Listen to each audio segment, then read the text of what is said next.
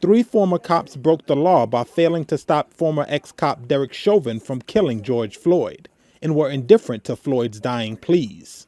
This is what a prosecutor argued in a federal courtroom Monday during opening statements of the trial of three former Minneapolis officers. Total, J. Alexander Kang, and Thomas Lane are each charged with violating Floyd's civil rights during his arrests outside a grocery store in May of 2020. Video of which sparked street protests against racism and police brutality around the world.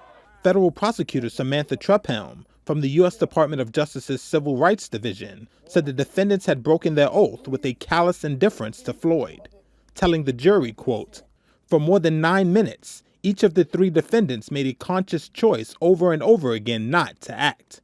Last year, the defendant's former colleague Derek Chauvin was found guilty of murder and manslaughter in Floyd's death at the end of a nationally televised state trial, with a Minnesota judge sentencing him to 22.5 years in prison.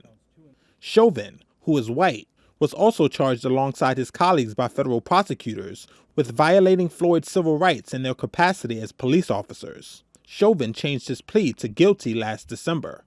Tao, Kang, and Lane, who could face years in prison if convicted, have all pleaded not guilty.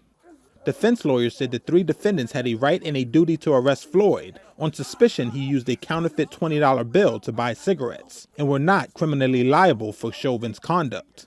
One of them adding in their opening statement, quote, "The death of Mr. Floyd is indeed a tragedy. However, a tragedy is not a crime."